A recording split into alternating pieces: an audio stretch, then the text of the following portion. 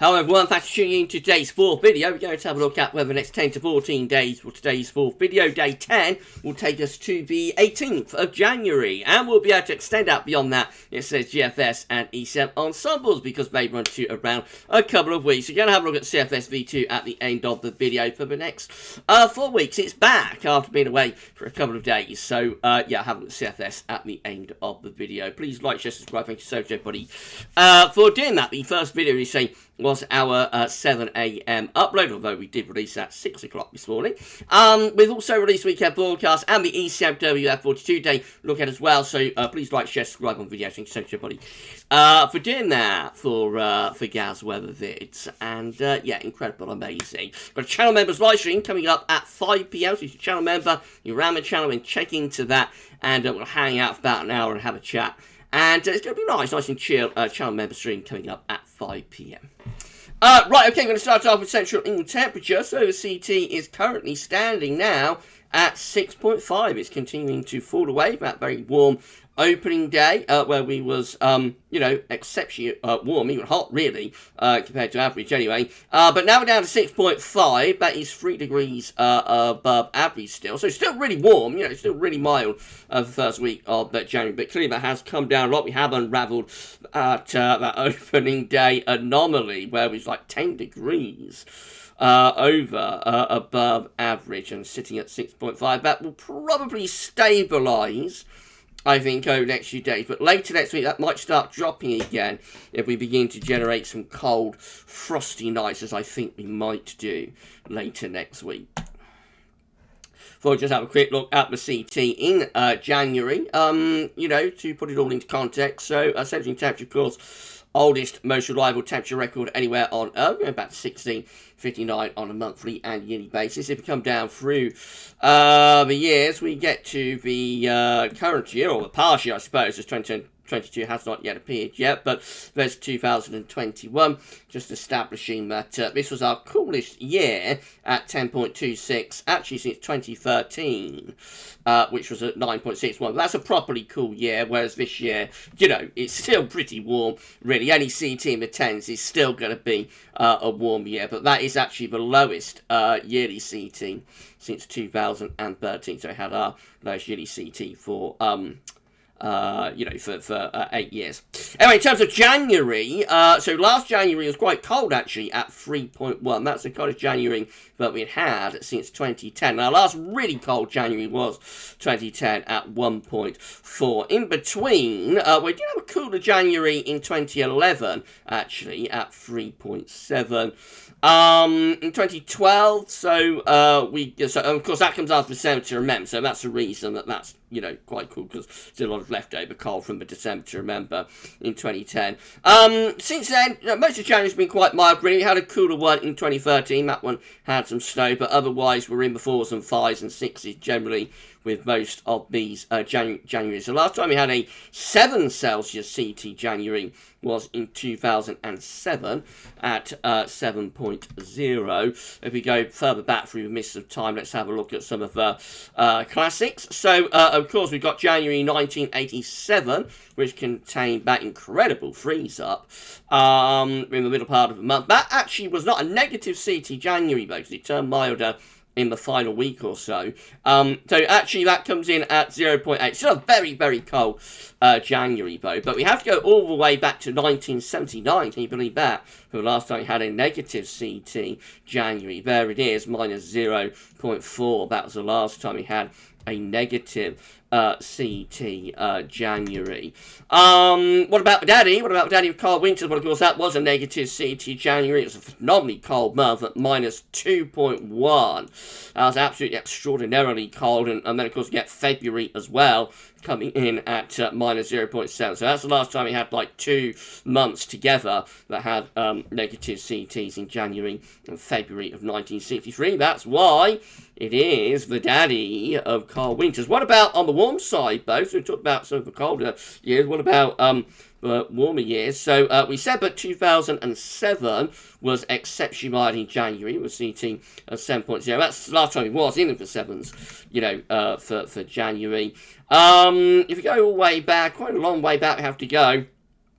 we can see that we had an exceptionally mild January in 1921 at 7.3. I don't think there was another January between 1921 and 2007 that got into the sevens. But the warmest January on record is a very, very long time ago. It's this one just here, 1916 at 7.5. That was the last time we had, that's the hottest January on record, I should say, for the CET, over 100 years ago, which seems absolutely amazing, doesn't it, really, considering all of the warming that's gone on over the past 20, 30 years or so, since 1970s, really. You would have thought that by now we would have beaten that, but no, that record still holds. Will this be the year that we beat the 1916 warmest January on record, CET?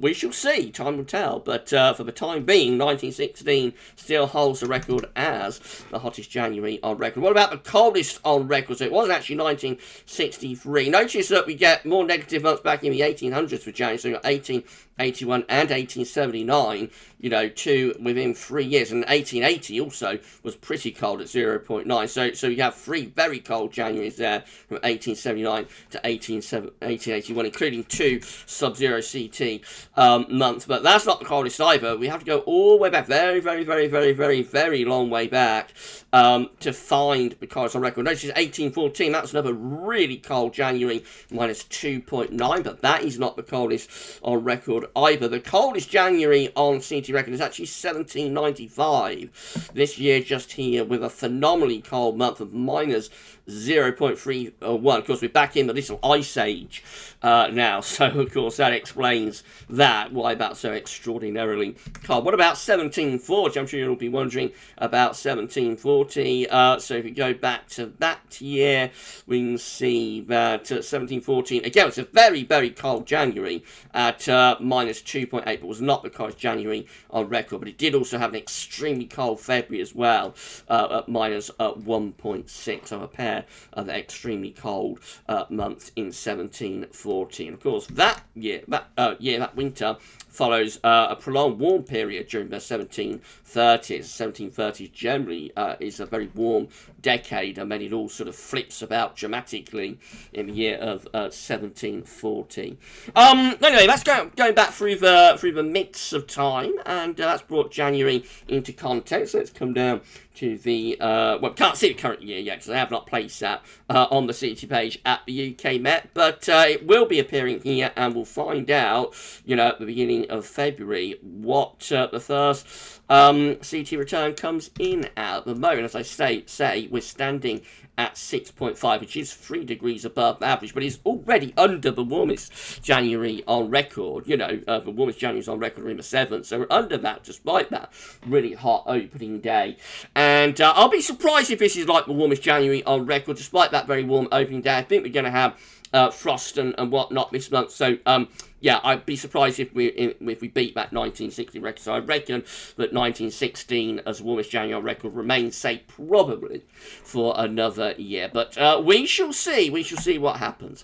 Right, okay, so let's move on and do some forecasting. I hope you found that interesting. We do these little, little looks at the CT in more depth on a Saturday. It becomes a little bit of a feature on the channel. So if you enjoy all that sort of stuff, then let me know in the comments, and hopefully you enjoyed that look at January CT in the past. Right, let's have a look at some forecast data though. So we're going to start off with GFS, upper air temperature and precipitation ensembles. Let's go to regional Birmingham data. Red line is the 30-year upper air temperature average for Birmingham. We're starting off above average today. We're in a warm sector, but we're going to go cooler overnight tonight into tomorrow. Then the upper air temperature is lifting up over the next week, but it's not necessarily realised down on the surface because we're going to have an inversion from the middle to second half next week, I think, which will produce frost and fog. Now, in the into the sort of second half of January, this period just here, we do see a clear cooling trend appearing within the GFS ensembles. A lot of these ensemble members are turning colder into the second half of January. Some of them are dropping into the freezer, actually, these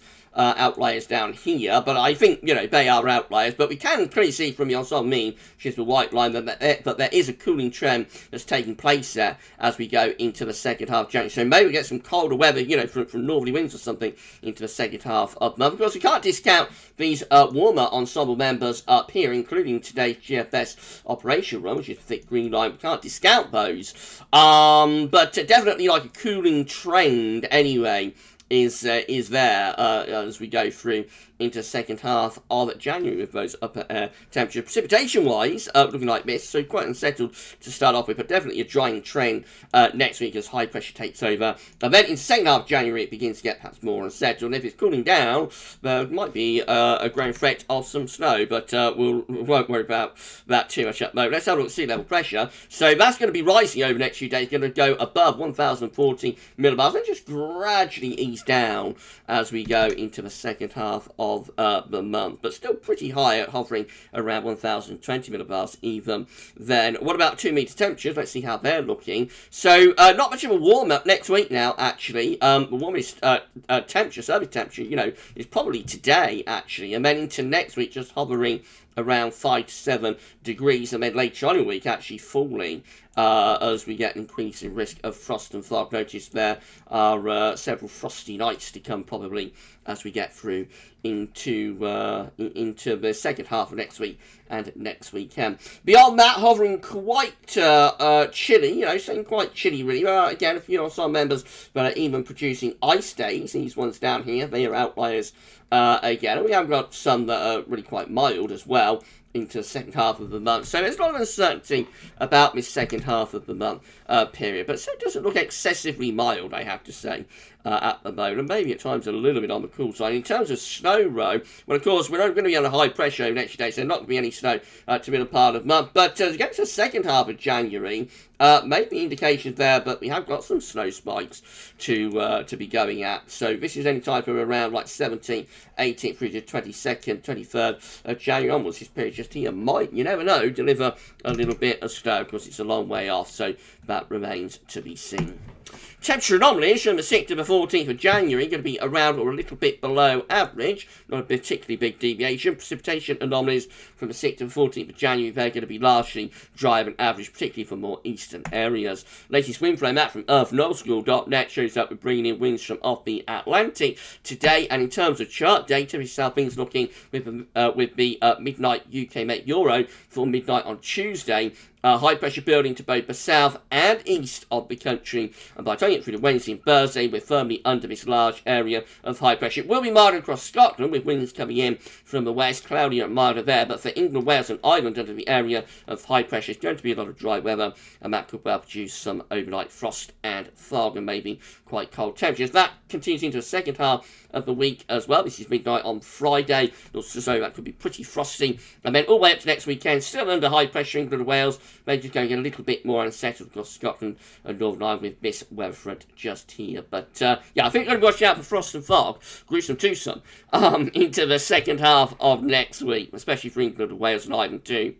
Icon looks like that. Again, high pressure taking over through the middle part next week. Big area of high pressure setting up. Has sort of GFS with this. GFS has been indicating this high pressure would be mostly centrally located over the country as opposed to like the south and west, as Icon was showing a couple of days ago. So it's a GFS that's won this battle for this area of high pressure to be sitting more or less over the country. And that will bring an increased risk of frost and fog for Ireland, England, Wales next week. Scotland does still stay in those west to southwesterly zone. So milder there, but for England and Wales, definitely the risk of frost and fog and about high pressure. By the time you get through the next weekend, the highs begin to weaken, but still enough influence there to be producing frost and fog for England and Wales, and maybe some cloud and rain up across Scotland and Northern Ireland. Could be quite cold across England and Wales, especially second half next week and into next weekend. GFS midnight run, looks like that. Again, high pressure takes over to our south and east. We are having a really good go at setting up a Scandinavian high early next week, but just too much energy in the Atlantic to allow that to get going. But the Scandinavian high and the Azores high ridge together in that sort of fashion by the middle of next week, and that's what produces our anticyclonic spell. Second half next week will produce overnight frost and fog again, particularly for England and Wales. Most of the country under that area of high pressure later next week. So it means Scotland, there might be a risk of frost and fog by the end of next week. That high pressure sticks around as we go into next weekend as well, before gradually slipping southwards by the beginning of the following week. This is 17th of January as some lower pressure starts to move in from the Atlantic. That brings wet and windy weather back to the north and west in particular. A bit of a northerly snap there around the 19th of January. That could bring some colder weather into the north and east. And then look at this, we go back under high pressure again, so return of frost and fog as we get to the end of the GFS midnight run. Winds are coming up from the south there by the 24th. That's as far as we go, 24th of January. Winds coming up from the south, but that is still quite a cold, quite a cold air mass actually. The air's coming in off the continent of France. It's cold and frosty, so keeps it cold really up to 24th of January. And the high pressure is having a go at building over Scandinavia as well. You'll notice it's not going to be particularly snowy, I don't think, this, unless we get a northerly or something. But we might by the final week of January, we might have quite a cold CET here if we have a run of several frosty nights. That will bring the CET down, and we might. It's all to play for really this January. We could end up with a very mild January if the frost doesn't come off. We could end up with quite a cold January here if the frost does start setting up and we get a run of several frosty nights. So this January really is at the moment all to play for. This is how the GFS 6 said is looking again. High pressure is taking over through the early and middle part of next week. Big area of high pressure setting up over most parts of the UK and Western Europe as well. That high pressure lasting into next weekend will be producing overnight frost, especially for England and Wales. Then the high pressure begins to pull out into the Atlantic through the course of next weekend with colder air digging in from the north, so we might bring a cold snap into the north and the northeast with some northerly winds, and then the high pressure reaching back in from off the Atlantic Ocean. And we keep an anticyclonic influence going right the way into the second half of the month. We're attempting to reach high pressure back to Scandinavia there on the 21st of January. That would be bringing more overnight frost as well. Right up to the end of GFS 6 there, but just under that area of high pressure, looking mainly dry but cold and frosty. Rare temperatures don't look that interesting, but look at the dew points, they're very cold. And most parts of Europe looking really cold as well. So as I said, we get a string of several frosty nights, and there's a possibility we might do with all of this high pressure coming in going. If we get a string of several frosty nights, then we could be looking at quite a cold CT by the time we get into the end of the third week of the month, and then that leaves us with the final week of the month, to see what happens after that. GM looking like this. So again, the high pressure takes over through the early part of the middle part of next week. Not as far north though, still. Excuse me. Not as far north with that high pressure though with the GEM as the other miles. So more Scotland, Northern Ireland, milder, but England and Wales still mainly dry, cold and frosty. And then up to day 10, the GEM turn things milder and more unsettled with winds in from the west. So that's a milder solution. ECMWF as well. High pressure to the south and east takes over and dominates the weather through the second half of next week. Most areas having the risk of overnight frost and fog. Scotland a little bit milder with those west to south westerly winds. Then going a little bit more unsettled next weekend, but probably still quite frosty and cold down across England and Wales. A little bit milder with winds from the Atlantic to Scotland. All areas perhaps turning a bit milder for day 9, but by day 10, we're beginning to pull colder air in from the north. We're actually starting to drop colder air southwards with the ECM at day 10, and signs of a little bit of high pressure building around Greenland and Iceland, although we have got to get rid of this high from the Azores to Spain if we want to turn it properly cold for an extended period. But at day 10, the ECM is turning things colder from the north, especially in the northern half of the country. This is a precipitation forecast based on that ECM run from Meteo.com. Wintry showers in the north and west initially, then drying out as high pressure takes over next week, eventually starting to go more unsettled again and colder in the north with showers turning to snow across parts of Scotland.